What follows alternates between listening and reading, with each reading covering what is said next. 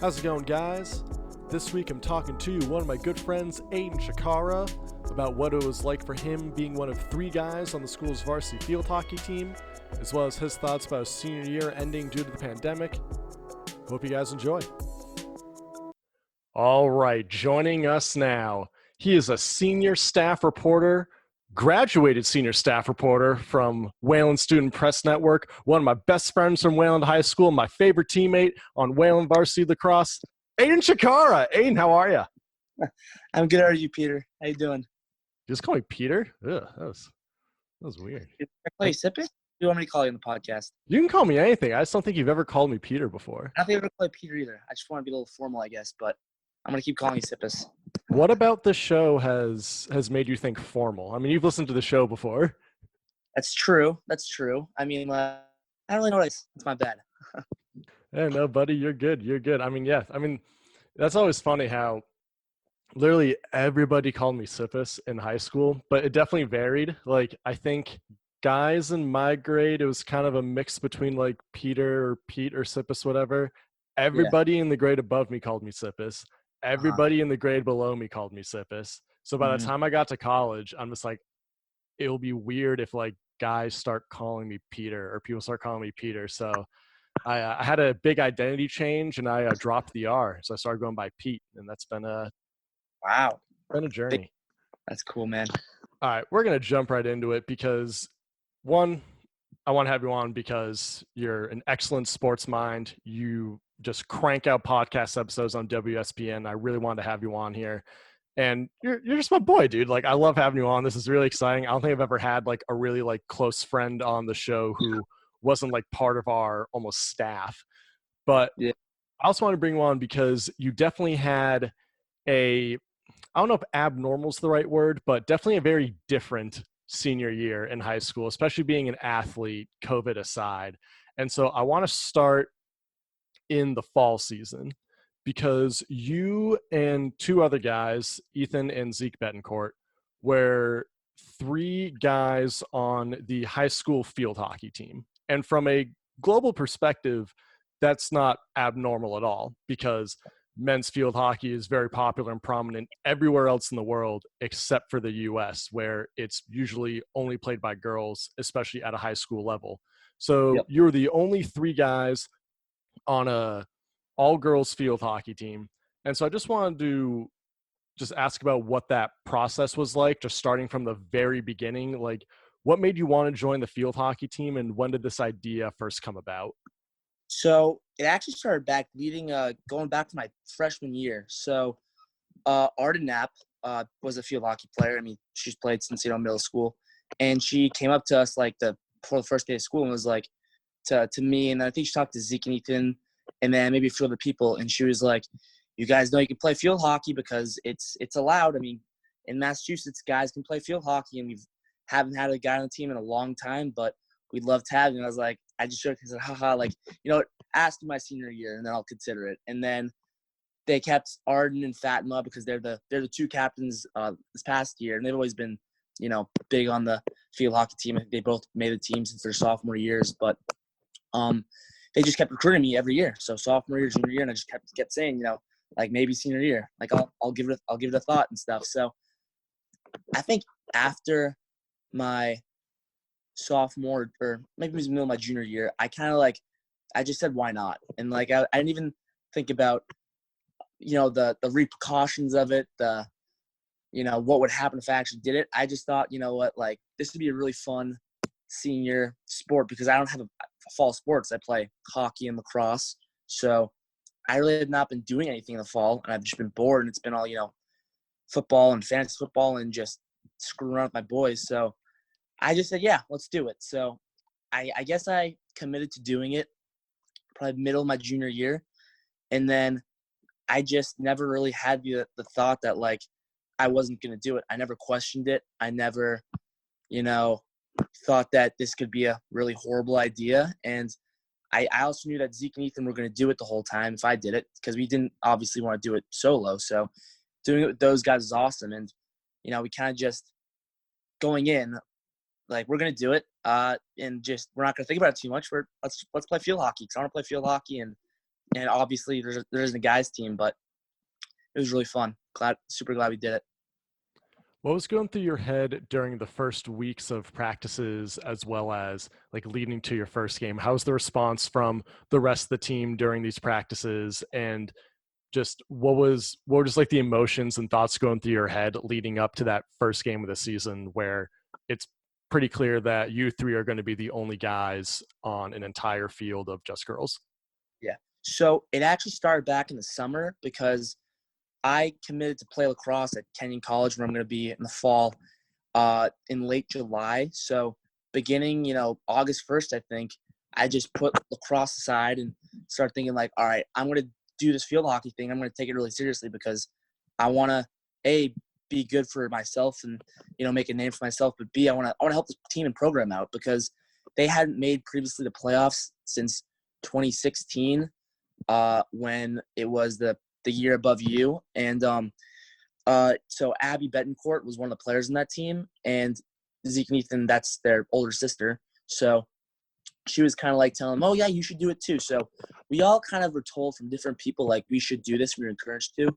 So that's kind of where it was like it normalized it. And then we texted the captains, like, hey, can we get some practice in? Like, we want to be ready to go for tryouts in the season. So probably 3-4 times a week, we go to the Weston High School turf field because the Wayland turf was under renovation and getting made. And we practiced for, an hour or two each day. And we were, awful at first. We could barely swing the ball, had to learn all the rules, but we quickly got better throughout the summer.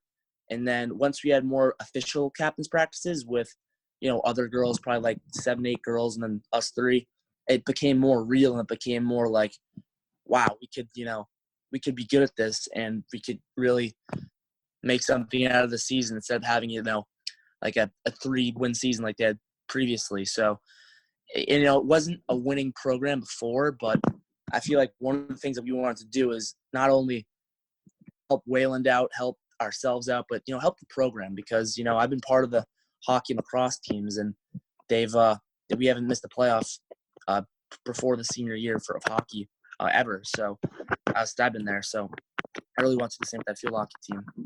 So sorry, I got a little sidetracked, but anyway, we go to tryouts, and I guess that was the first like butterflies in our stomach because we obviously been playing with some of these girls for captain's practice, but once we actually had a coach and had 50 girls, whatever it was, trying out, it just felt a little different because I've never played a real sport, of course, with girls. I'm so used to going to like my club lax practices, my high school sports, and just all guys, obviously. But it was fine. We kind of just stuck together, and then we integrated the girls eventually. But it was interesting at first for sure. And then we had to learn more of the rules and more of the fundamentals because a lot of the girls already knew it were on the varsity team. So we started a half step behind, but we quickly were ready for our first game, and our first game was just a lot of fun. And how was that first game? So we got on the bus, Zeke, Ethan, and I, and for some reason, we just sat in the back. It was so Ethan had the one seat, Zeke and I would sit together. Ethan was the defenseman out of us, and Zeke and I are forwards. So we were, just chill on the bus, and then I guess kind of like that first tryout, the butterflies started coming, and we started like kind of being like, oh shoot, like what did we get ourselves into? And that's kind of when another phase of the reality hit, and we got off the bus, and then there's like 5 dudes kind of just like chilling by probably like after a soccer practice or something from Newton South because we had all away games because we had no turf, and they were just kind of like those are dudes like you could hear the surprise in their voice, but also kind of like not the anger, but just the wow, like I don't think I'd ever see this before. So we kind of got some weird looks before and stuff, a little uncomfortable, but we just got so used to it throughout the season. So warmed up, did everything. A bunch of our friends who didn't play fall sports came out to Newton South to support us and see our first game, and that's when it all started. So Newton South was the weakest team we had on the schedule that year, so we knew that we could take them and make a real showing out of it. So I started out. I didn't really know the rules that much, so I got a few like calls for like a foot violation or I hit the back of my stick, so that kind of got me my head in the game for a little bit.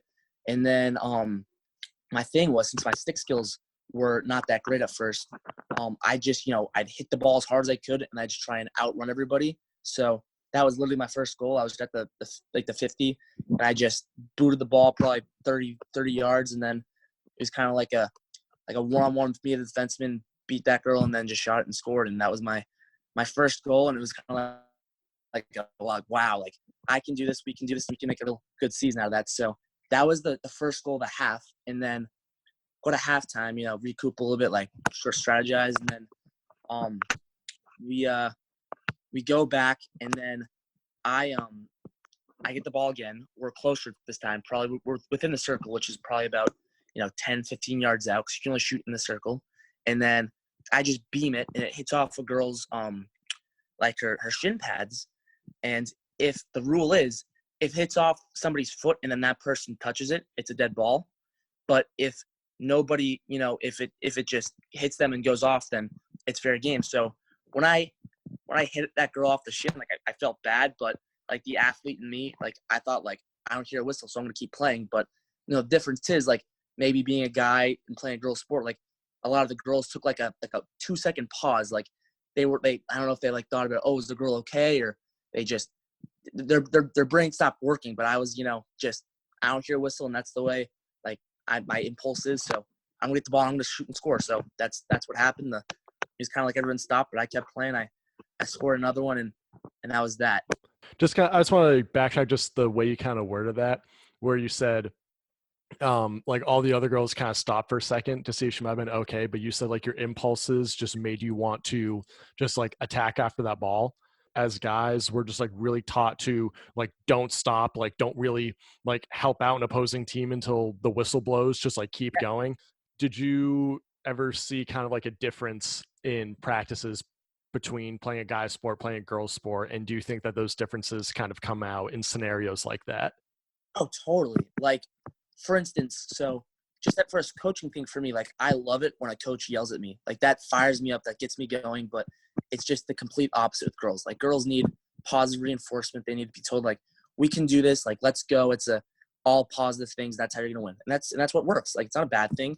But so with girls, they would have that mentality in practice. Would all be like, okay, let's do this, let's do that. But like we can do it, let's do a good job. And there's very little criticism and very little, like there's coaching, but it's not like blateful yelling and stuff like I see on a lacrosse field or a hockey rink. But so you get those differences for sure.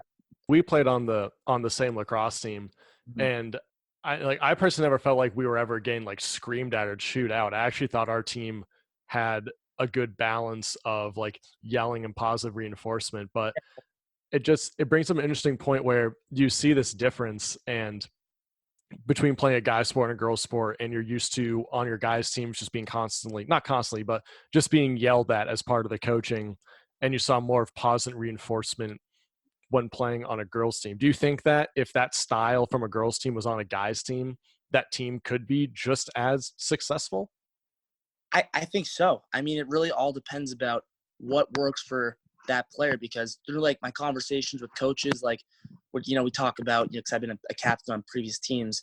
I talk to my coaches like, how do we get this guy motivated? And every coach will say it, like every person gets motivated differently. So you really just have to find the balance between what works for that individual to make them play their best. I totally think there's some girls like LLS Bronze, for instance. She just committed to Tufts for women's lax on July 1st when NESCAC recruiting became eligible, and like she's totally a go-getter. Like I think that if a coach kind of like went hard and like talked in her ear, like that would just motivate her more. And I mean, it's different with everybody, but for this team generally, it was a lot of positive reinforcement, which was harder to get myself going. So I had to, find other ways to self-motivate and motivate through. So how did the rest of that first game turn out? Because I feel like at that point you might have kind of found that mentality of, you know what, I think I do belong here. Did you find that during that game where that kind of doubt kind of stopped lurking, and after your performance in that first game you thought like, yeah, like I belong on this field? Yeah, after that second goal, it kind of just like I settled in. Like even at halftime, I was still a little like I scored one goal, but I should have scored probably four more in that first half. Like I gotta be better. I put a lot of pressure on myself because I wanted to be the best, and I want to be, the best I can, the best teammate I can. So I wanted to really propel myself and to be the best I could, and I knew that I could have been better up until that second goal. So that's when it kind of, I relaxed. I got into it, and then I scored my third and final goal of that game. So I got a hat trick. I took like a boot, like from the 50-yard line. I just whacked it. I knew I couldn't score from there, but it hit off the goalie like the foot. Like, the scene of Miracle where they score that goal, he kicks it out, and then he gets the rebound. So it was basically like that, except when I did kick it, I got tripped up with another girl's stick. So I literally fell, and then I just got right back up, sprinted, and then put in the net. And I think that third goal, because I'm a hockey player, and there's hat tricks, and hat tricks are just awesome, and you love those. So that was my first, hat trick, obviously, my field hockey career. So as a guy, I'm used to celebrating after I score, and I didn't celebrate any of the first two goals, but I kind of did it overboard because I did the stank. So I did the stanky leg after I scored, Yes, and Aiden, then I know the stank you like. the stank. So I did the stanky leg, but then so my favorite lacrosse player is Ryder Garnsey, and he had 7 high school OT game winners. So we did the stanky leg, but then he'd do some weird thing with his foot. I thought that was just so dope, and I wanted to replicate that because he's kind of he's my idol. And so I did that, and then I tossed the cap to my guys, and then they're laughing over there, and then I turn around, and the ref is like what the hell, because girls they don't celebrate like that. And I guess I didn't really know that, and I guess I should have, but I wasn't even thinking about it because it's just all pure emotion and joy. So I turn around, and the ref pulls out a yellow card, and I got a penalty for excessive celebration for 2 minutes. And my coach pulled me off, and she was just laughing oh my gosh. And I said I'm so sorry, coach. That's such a stupid penalty. She's like, Aiden, if you score 3 goals, you can do whatever the hell you want. So I was, comforted by that. And Coach Shelley, my coach, was such a great coach for me, and she was just so supportive about guys throughout the whole year, and even after the season. She's great, and she's coached guys in the Whalen team before, and couldn't praise her anymore. I thought I taught you well when I was a senior on the lacrosse team who didn't play, and my only role was sideline celebrations. You gotta stick to one. You can't use them all at once, Aiden. You gotta save some in the artillery. If you use them all at once, then the rest of the season you don't have any. It's all patience is the name of the game. It's a marathon, not a sprint. Yeah, that's I think I should have just stuck to one. So for the rest of the year, I just hit the Superman, because that was my thing. I'd score little light Superman, because Superman's, who doesn't love Superman? So I count with that celebration for the rest of the year. Kept it very simple and subtle, because I'm not really trying to get another penalty for something stupid like that. So I definitely simplified it from there on out.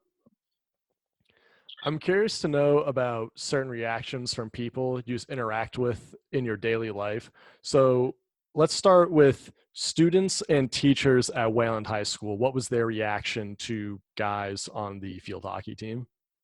Everybody I heard from, directly, just they loved it. They praised me.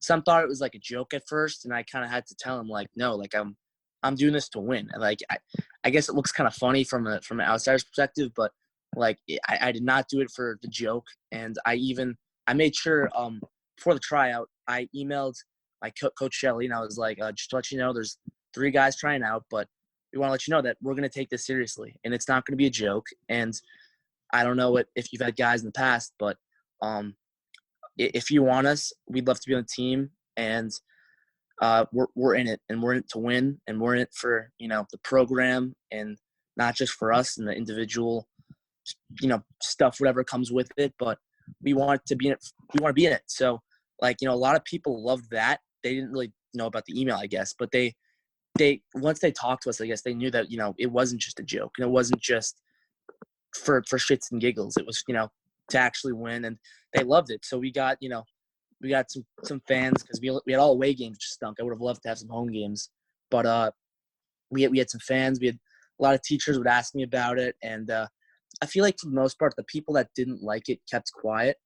But as the season went on, I knew there was a few individuals that really had it against me. Even a couple teammates of mine, the girls, didn't like it at first, but as the season went around, like I think everybody from Wayland at least uh, just really got behind it and stuff. I mean, there's still obviously some people that have their own viewpoints, but the the likability and the acceptance of it went up throughout the year, and that's what I'm really happy about. Now, I want to talk about parents because I know high school sports parents can be insane. So I want to talk about your parents' thoughts about this, your teammates and like home parents' thoughts about this, and opposing team parents about all this. So first off, my parents knew that I was going to take this seriously, and I was recruited. It's not like I just wanted to do it. I was asked to do it, which I guess doesn't make a huge difference. But the girls wanted me, and I wanted to be on the team. So my parents knew that I was going to take this seriously, and I wasn't going to make a fool of myself or anything. So you know, they were behind me. They were very encouraging throughout the whole season, I guess, and preseason. And teammates' parents were just as supportive. I mean, like I said, like there may have been some at the beginning of the year that weren't as happy about it as others, and they may not have approved. But throughout the season, a lot of people got behind us, and there'd be like I was getting into it, but opponents' parents like they hate us. Like they'd say every game like, let's go girls field hockey, come on ladies, and then some parents just they had it really against us. Like Waltham, they had one guy tweet just like, well, this is the most I just witnessed the I wish I had the tweet. I think it was, I just witnessed the worst display of sportsmanship ever. Three males from Wayland beating all girls team 3-0. Despicable or something like that. And so we played them twice because they're a DCL team, but we played both games away. So the second time we went, there was more parents there, like considerably, and they're all Waltham parents. And like, it's one thing getting chirped from students, and there's obviously students that are chirping us too, but it's another thing being called like a faggot and like embarrassing and shameful by like parents. Like it's weird. And I'm an 18-year-old. I'm gonna be a college athlete, so I have no problem people chirp me or trying to get in my head. But it was just kind of weird. Like I'm like, really, like your daughter's on the team and you're kind of embarrassing like your daughter, and it felt weird. And it happened every game, but yeah, parents not like us, and that was opponents' parents, and that wasn't something I didn't expect. I mean, that's just so unfortunate. Like one thing I've definitely learned since graduating high school is Mhm. that as much as I love playing sports in high school, I think high school sports are great. Like the winning isn't really important. Like you're not bringing in any revenue based on how many games you have. There's no like lucrative TV contracts like these big colleges do for some of their sports, even beyond football and basketball. And even just another thing I learned, like, and you know me, like I was like very active in our high school student section. Oh, sure. There's certain lines that even I wouldn't cross. Yeah, And yeah. when it comes to just blatant sexism and just using homophobic slurs, like that's never like a line that I would cross. And you know me, like if I'm saying, hey, don't cross this line at a sporting event, you probably shouldn't cross it. So Oh, like even because I followed it a little bit just being from Wayland, and I feel like you guys have handled the situation very well. yeah, I felt like you guys were never really hogging the spotlight, and yeah, I thought the just from when I was reading that the team chemistry was great, and so I thought it was just a really interesting story, and I think a lot of people can learn just through a lesson like this, especially when people debate about trans athletes can't compete in like this sport because it's unfair and yada yada yada. It's high school sports. Like who like really cares if you win or lose? Like trust me, I love winning. I love when our teams win, but at the end of the day, it's an educational experience. I didn't really think that as a high school student. You never really think that as a high school athlete because winning's on your mind. But I feel like as you get older, you should be able to realize that the reason that high school sports exist is as a branch of education and an educational and social experience. Mm, totally. I 100% agree.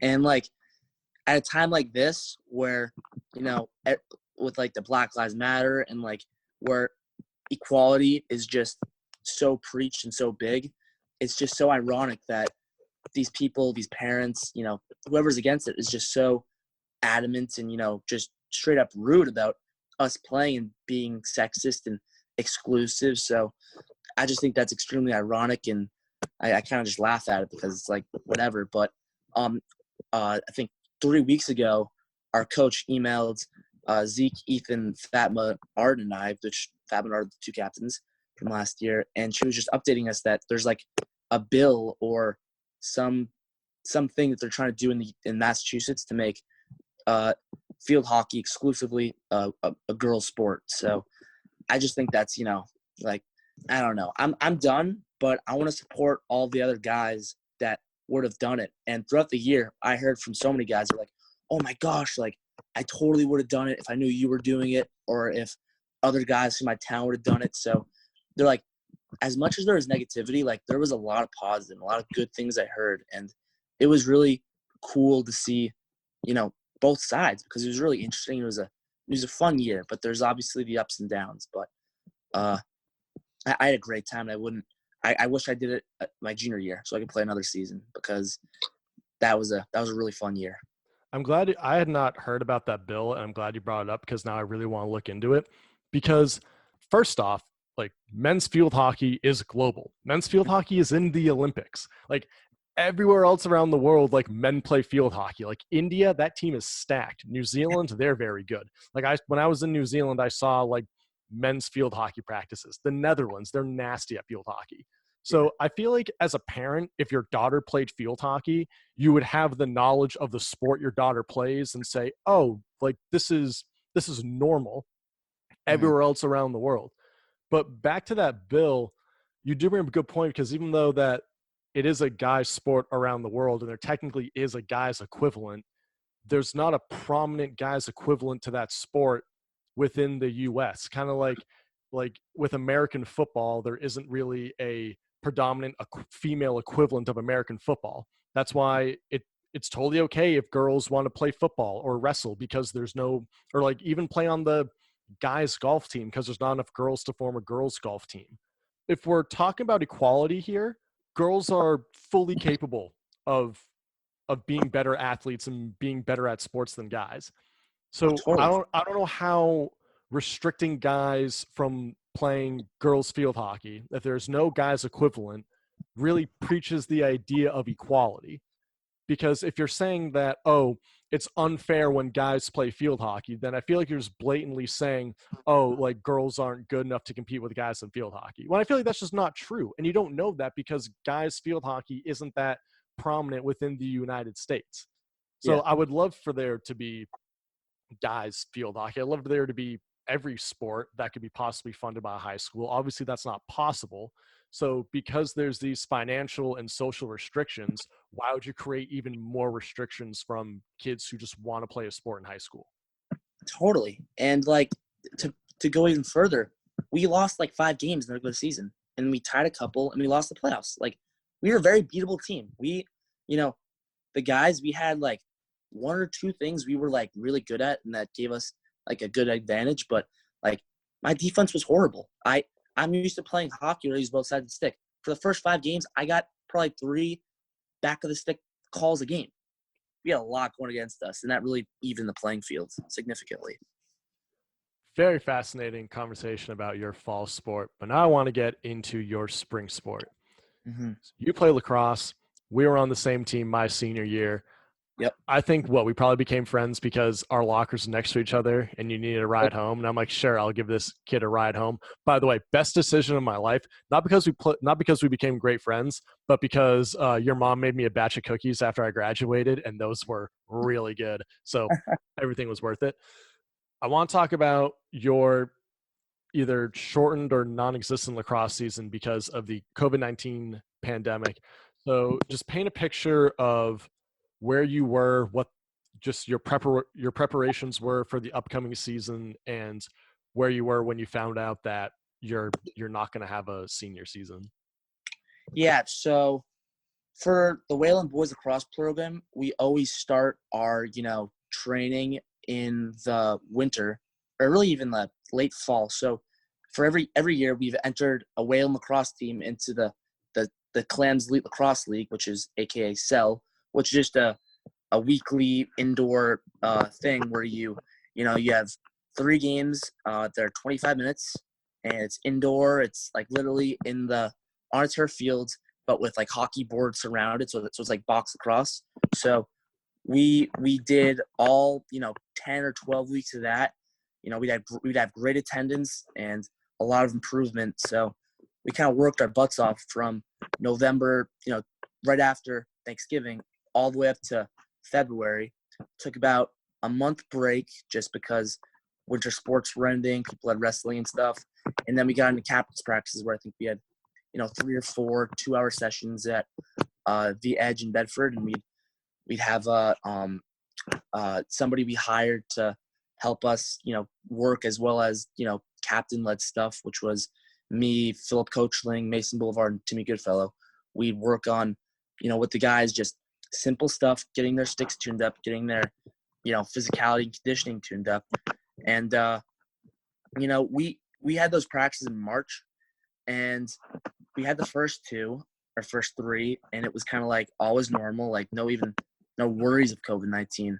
And then the last one rolled around, and you could tell the worry and the fear of this thing like turning into a bigger thing than we all thought was getting more surreal.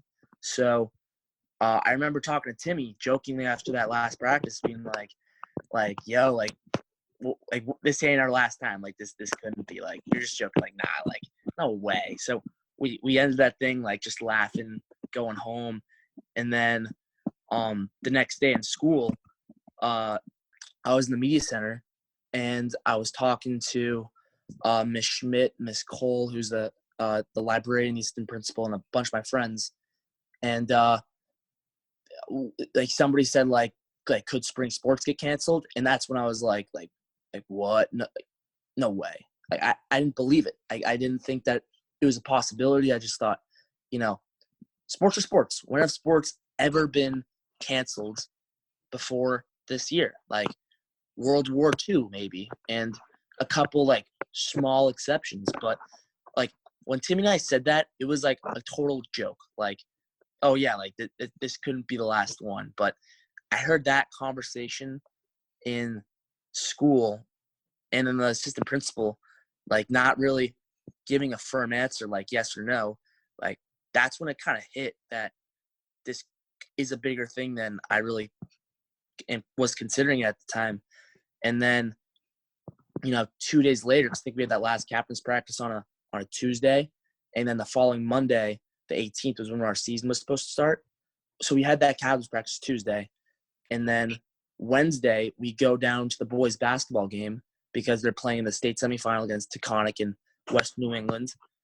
They end up losing the game, but we come back, and then we see that the NBA is postponed, and this is shut down, and that shut down. Rudy Gobert has COVID, and Donovan Mitchell has COVID, and it's just becoming a bigger and more surreal thing.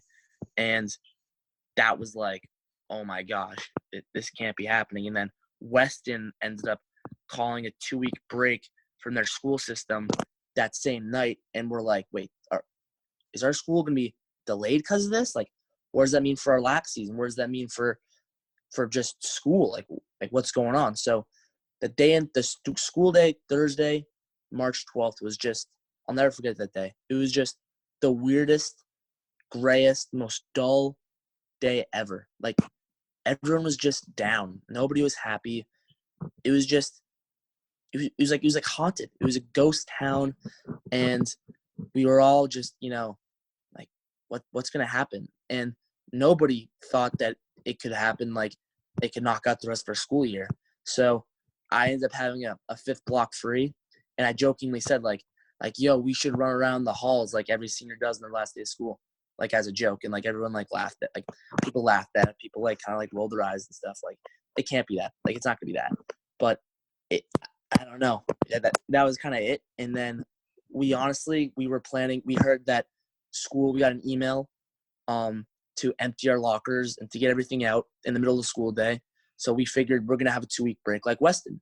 So we go out in the parking lot, the senior guys and some girls and stuff, and then we're like let's go, like let's have a party, like let's we're gonna get 2 weeks off. And sure, that kind of stinks for lax because I don't think you can have lax when you have no school, but this is cool. Like this is a vacation, and that's what like we thought about. Like sadly enough, because we really just couldn't grasp the idea of how big of a deal it was. So we were honestly like partying in the parking lot, and then the assistant principal said, "Get out, like go." And that was weird because that was kind of abnormal. But we had a little get together that night, and that was like the last time I saw a lot of fellow seniors for months. And that day was just so weird. And then that hit, the we're not gonna have practice for a 2-week delay, and that was really sad because we were thinking like we were supposed to play Dover Sherburne on that Tuesday, but now the game's on Monday. So do we have a shortened season? Does it get pushed back? Like what's gonna happen to our lacrosse? So we were texting Coach Shabo and asking like what's going on. He was like, I really have no idea. This is way above my pay grade. I can't give you a good answer. But we knew it wasn't looking good the longer it progressed, and as more things were getting pushed back, like the mandatory Massachusetts lockdown and stuff and quarantine, like when that started, like it just wasn't looking good. And then it got moved to I think May 2nd or May 12th. And that's when I knew the season was like, it's in the gutter, because not having school that entire month of April and then pushing all the way back, sports could resume hypothetically that May 2nd or May 12th date. I forget which one. But I kind of knew that this isn't looking good, and I'm probably not having a lacrosse season. And that's when it sunk in. And then, of course, I woke up to the email from Miss Mizuguchi that we will no longer have in-class school for the rest of the year and everything will be remote. And like that sucked, but like we all knew that we weren't going back, so it stung less because it was kind of just like you didn't rip the Band-Aid all at once. It was kind of just a constant, small, slow tear. And sure, it sucked, but like I'd rather have it what it did and have a little hope, like we might have something and keep prepping instead of done for the year, no sports. Like that would have been way worse. And sucks, but I mean that's the reality of this whole situation. So you can do what you can and work hard and socially distance, and you can make a fuss all you want, but it's not going to help. So a lot of guys have been just doing their best and working out and getting prepped for the college level and next year for the underclassmen. So I think a lot of guys are doing the right steps, and I'm really interested to see how this Wayland lacrosse program does next year. Dude, I can totally relate with just slowly peeling off a Band-Aid, because I was in New Zealand studying abroad when this was all going down. And I would say a lot of people like me, a lot of American students in New Zealand, and the whole group of us were kind of thinking, oh, this is like a US problem. It's not going to affect us. Like this, like we're going to be fine here. And then one by one, different programs start getting canceled. Like you have one friend who's like, I'm being forced to go home, where it's like, no, you're not gonna have to go home. This is fine. Like we're all good here. We're safer here. And just day by day, more and more of your friends' programs are getting canceled, and they're going home. Yeah. And I was an avid supporter of the Wellington Phoenix, which was the local soccer team in the city I was studying in. And because they play in the Australian League, and so I was actually more kind of aware of what was going on like in Australia, because I Yeah. knew that the A League was canceling their season. So Mm-hmm. Wellington had one more home match. It was on like a Sunday. Mm-hmm. And I knew this was probably going to be the last like Wellington Phoenix match of the season. I was kind of sad, but I was like, I'm still gonna be in New Zealand though, like I'll be fine. But it was just such a weird match because everyone there knew kind of like this is gonna be the last time we're gonna go to a sporting event in so long. Because I Yeah. kind of knew once March Madness got canceled, Oh, like a same. $1 billion like tournament revenue wise. I'm like, okay, there's no more sports. But it's like I was just like standing and like yelling and cheering in that stadium. But I'm like, I just don't want this to end. And then what kind of hit me was during halftime, as like right before the players walked back out for the second half, they're playing music on the PA and they started playing Shipping Off to Boston by the Dropkick Murphys. And I just look up at the press box. I'm just like, no, you turn that off. I'm not going back. But I think that was a sign because I want to say it was on like a Thursday. Yep. I know that Thursday was one of my roommates and her friend's last day. And I woke up and I had a text from my dad and it was just like, hey, like call us right now. And I also saw an email from my program that was canceled and I was just like, ah shit, like Yeah. it's time. And like you said, it wasn't just a big rip, it was just like I'm like, are we going? And then all of a sudden I have a flight back to the US. One thing I just couldn't stop thinking about in terms Mhm. of lacrosse Yeah. was thinking back about my senior year on Whalen Lacrosse because you know this, and anyone who saw me play lacrosse senior year, I'm not very good, but I love lacrosse. It's one of my favorite sports. High school lacrosse, especially senior year, Mhm. was one of the best experiences of my life. Like that senior spring, I was just so happy. Like it was Yeah. so much fun being on a winning team, a team with great team chemistry, having a great coach like Coach Craigwell and Coach Shabo. And like skill wise, I had no business being on that team. I'll never forget this. It was like the day, I think it was the last day of like tryouts, who'd be on JV, who'd be on varsity, and we're doing Yep. individual meetings. Mhm. And Coach Craigwell brought me in and he said, Sippis, you might not have varsity talent, but you have varsity heart. And that has stuck with me for years and will still stick with me because like I kind of found my place for my senior year, just getting hype and playing garbage time minutes, but it was fun.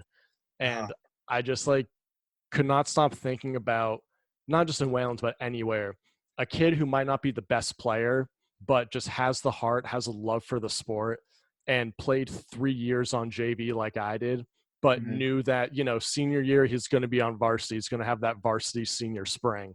Yeah. And then they just don't have it. Yeah. And just thinking about that just tears me up because I could not imagine not having that finale of a senior spring to my skill wise terrible lacrosse career, but just emotion wise, so much fun.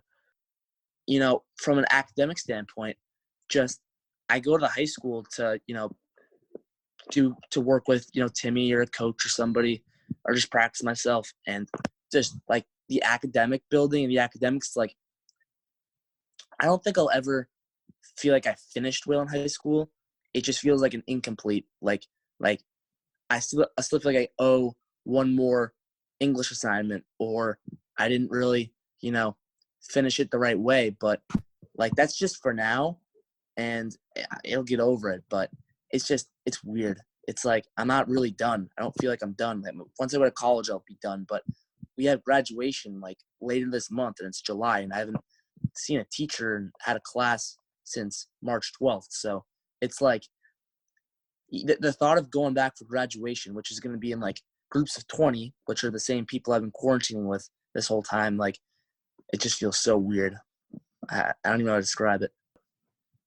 All right, and before I let you go, because you are a senior staff sports writer for WSPN, I Uh-huh. need some hot sports takes out of you before I let you go. So I'll give you time to preheat the oven before we Ooh, get something cooking, but I expect some hot and spicy sports takes. So we'll start off with the softball. okay. Name a sports league whose return and or start to the season during the pandemic will be an absolute failure. I'm going to go with the NHL because they've already delayed what they're doing. And I just don't think that they're supposedly having the Eastern Conference start in Vegas. And I just don't see how you're going to have, all the NHL players in Vegas just quarantining strictly in their hotels and not going to casinos.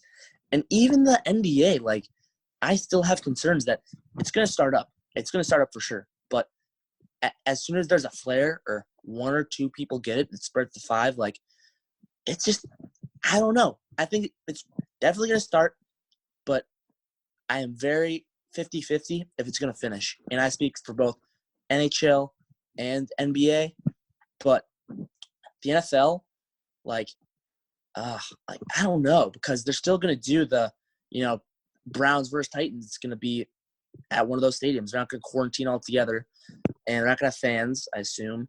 But I don't know. I mean, I'm really worried. And I think some of these sports leagues, like, I'm biased because I love lacrosse, but the PLL, I think they have it figured out, but it's also much easier because they have 7 teams and, like, I think 250 total people, including, all their professionals and the cameramen and journalists. Like, it's 250, but you're going to have almost that many players at these NHL and NBA games, plus trainers, plus journalists, plus camera. Like, I don't know. It worries me because the thing that's going to do it, it's a player discipline, whether they're leaving the bubble or not. So I couldn't tell you.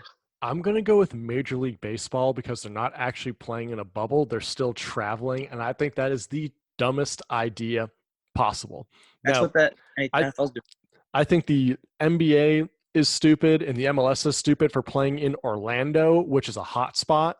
But obviously they did that because ESPN has the broadcasting rights and ESPN's owned by Disney and Disney owns everything that they're playing and quarantining in. But good Lord, no, like how can baseball travel? Like I go to school in Arizona. Nobody should be coming to Arizona for a Diamondbacks game.